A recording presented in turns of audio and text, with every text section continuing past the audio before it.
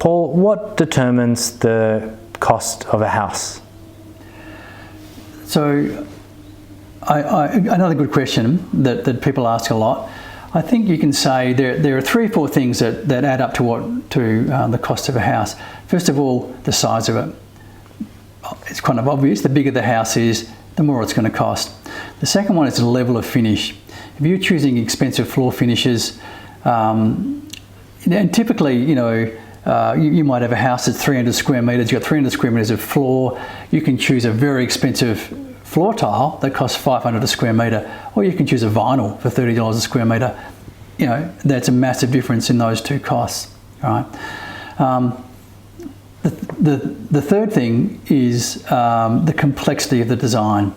If you've got a very complex design, it's going to add up. The detail is going to add up. The time it takes to build is going to add up. The complexity of the construction is going to add up, and that's going to add a lot to the cost.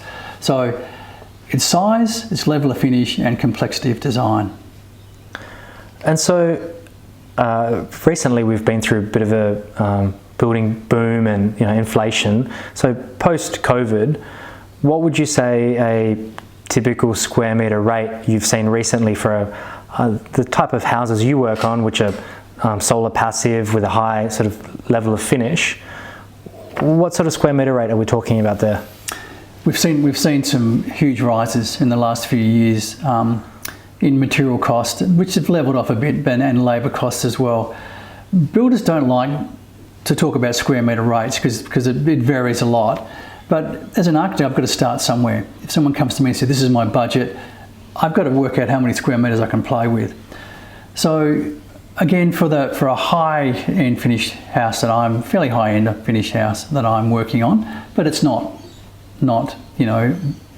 extravagant, I think you need to allow about 6,000 square metres currently at the moment, about 6,000 square metres of the footprint. $6,000 a square metre? Per square metre. Okay. Yeah. And that translates to whether it's a 300 square metre house or a 600 square metre house? Exactly. That's about... So that's why I've got to start somewhere to work, I take the budget seriously.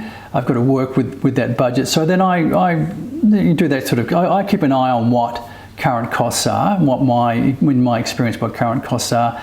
And people will quote different figures, but at the moment I'm thinking you need to allow about 6,000 a square metre for a house that most people are wanting.